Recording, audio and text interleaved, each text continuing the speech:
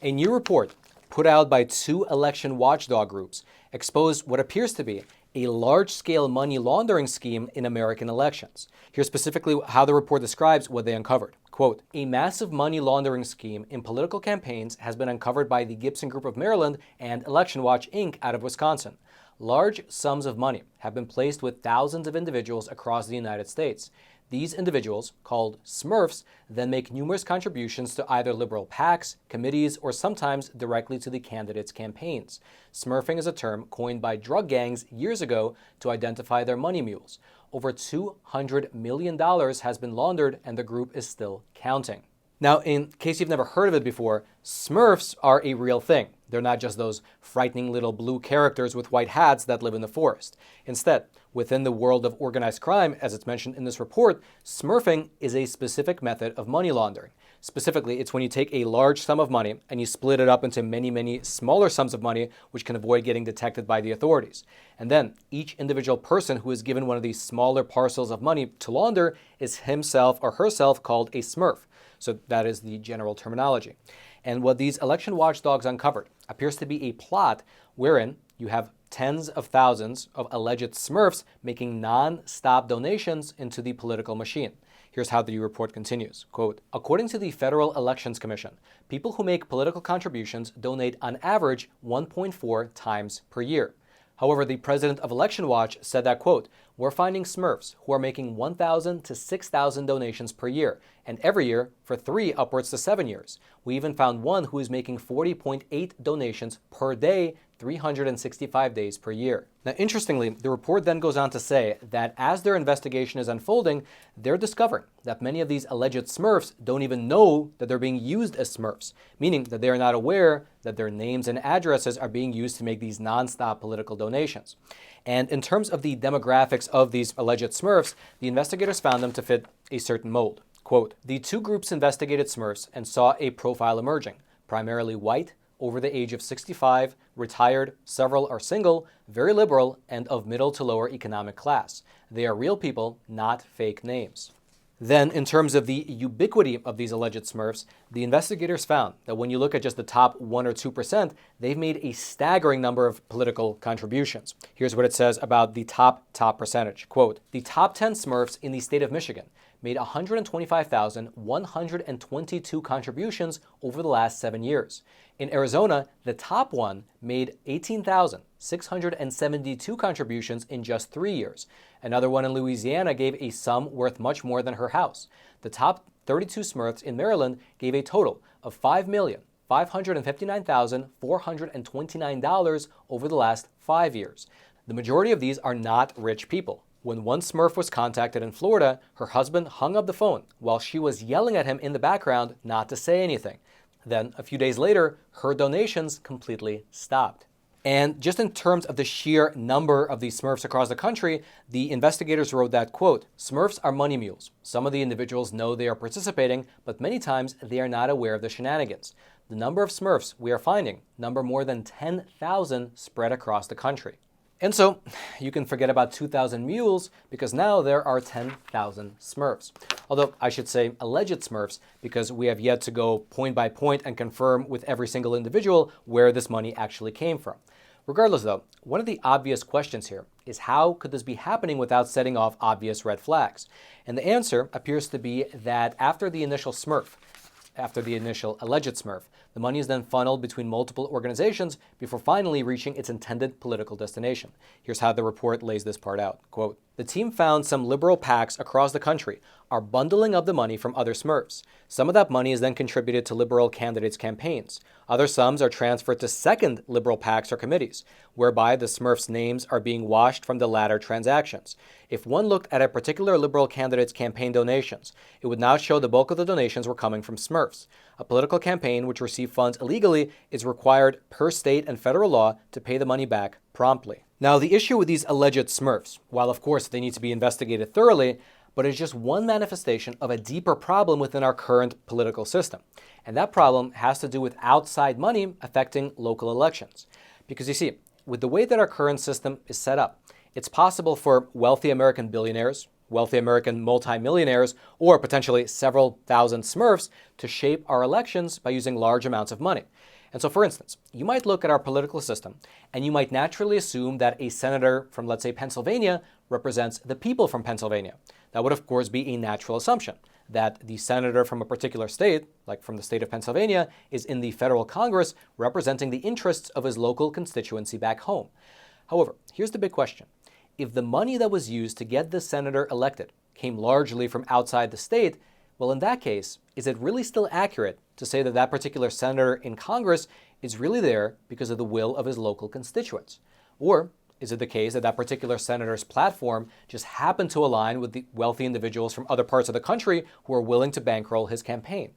And this is not a theoretical problem, because if you look at the number for the most recent midterm election, for the 2022 midterm election, you'll find that in some states, over 90% of the money came from other parts of the country, meaning that these politicians were able to collect giant war chests of cash because they appealed to the interests, not of their local constituents, but rather of people outside of the state who ultimately decided to bankroll them.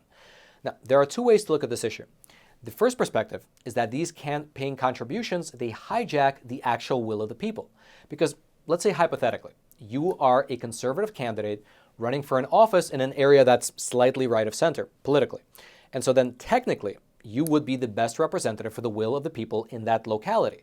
However, your opponent in the race begins to receive major campaign contributions from organizations that are funded by the likes of Michael Bloomberg, George Soros, Mark Zuckerberg, or potentially 10,000 Smurfs. And then suddenly, your opponent is able to outspend you in advertising by a factor of, let's say, 10 to 1. Their name recognition goes through the roof, voters feel a lot more familiar with them, and they ultimately win. And this, of course, can take place both in a general election as well as a primary election, meaning that these big money donors from outside of the locality where the election is being held can control not only who gets on the ballot, but also potentially who then wins the ballot. And so in this type of scenario, does the elected official representing that area represent the true will of the people there? Does he or she represent the actual constituents that they were elected by? Well, at the very least, there's an argument to say that they don't.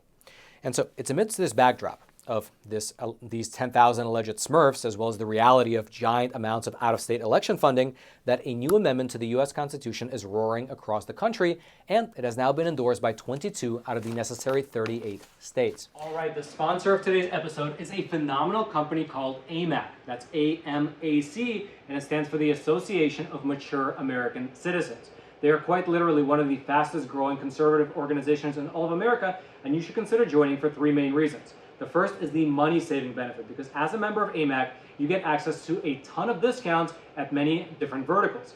Things like vitamin stores, restaurants, retail shops, and so on and so forth. If you want to check out the full list, it's pretty exhaustive, you can do so over on AMAC's website. The second benefit is that you get exclusive access to the AMAC magazine. It'll be delivered directly to your doorstep, and it contains phenomenal coverage as well as deep analysis. And then the third benefit, the one that people say is their favorite, is that AMAC fights for your values over on Capitol Hill. In fact, you can check out the online version of this on their website. It's the AMAC Action Advocacy Annual Report, and it shows exactly what they're doing on Capitol Hill in terms of fighting what they call the socialist storm that's brewing in this country.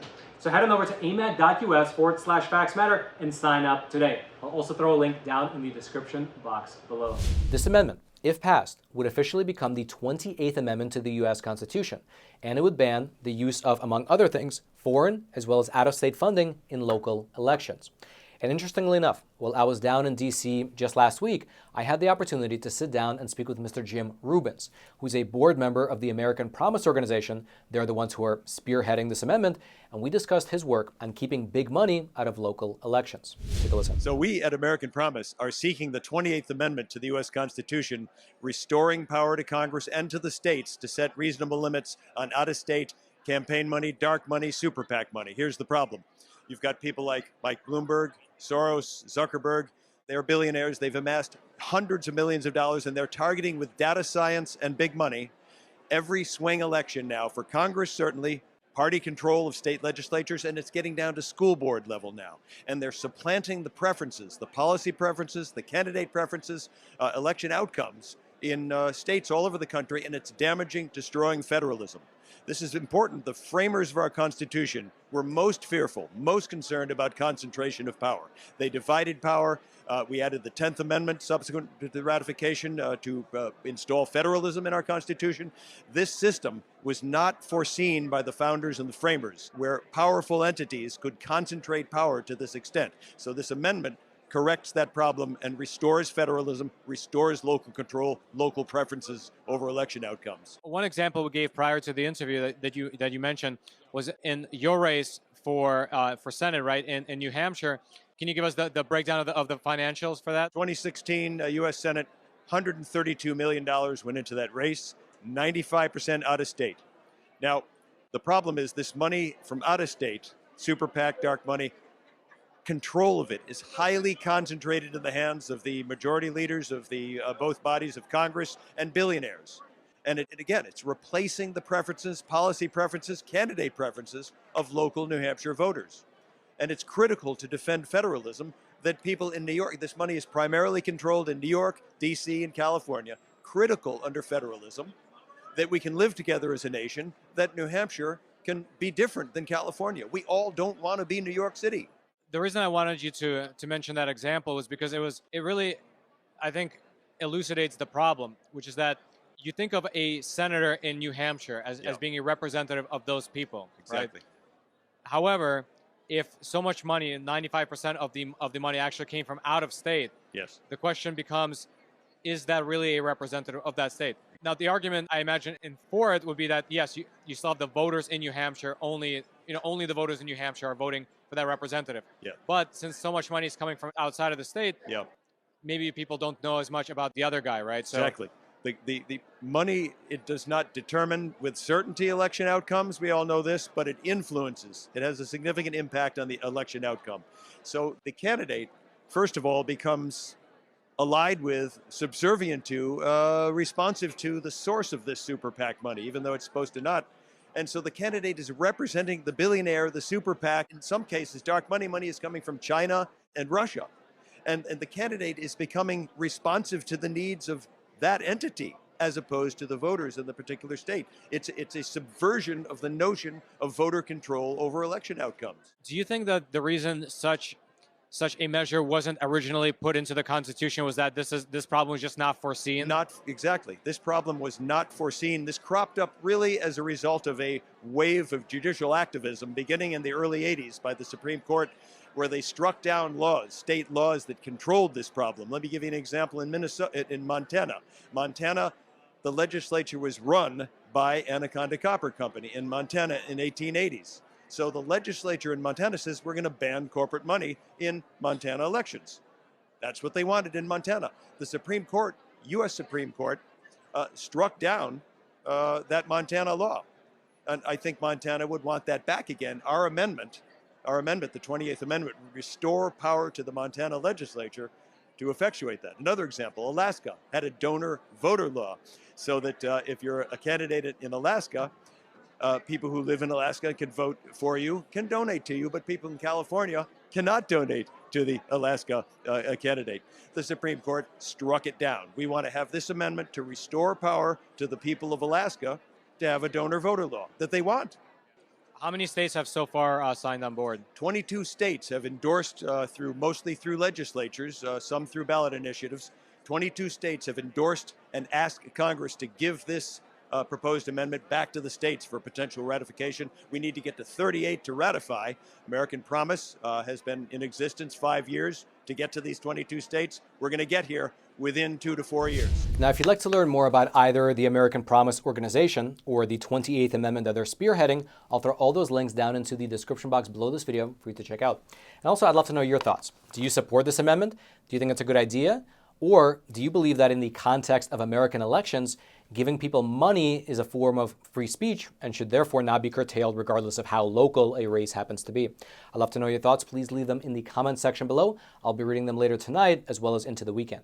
And then lastly, as I mentioned in yesterday's episode as well, our team here at the Epoch Times recently launched a new phenomenal magazine called American Essence.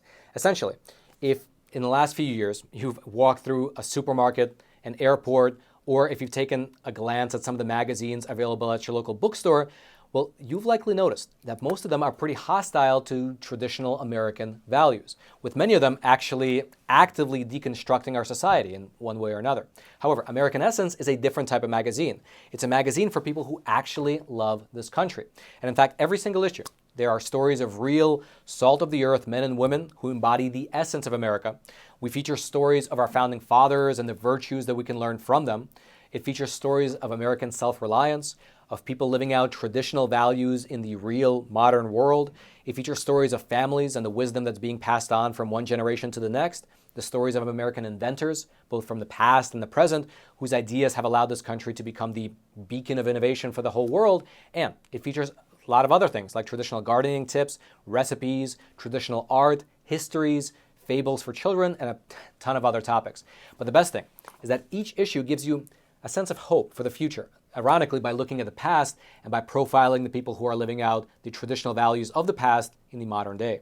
And so, at least in my opinion, it's a great magazine. It feels like the modern version of something out of the 1950s. And if you'd like to try it out, I'll throw a link down in the description box below. If you're interested, you can click on that link, sign up, and get it delivered directly to your home. And then, until next time, I'm your host, Roman from the Epoch Times. Stay informed, and most importantly, stay free.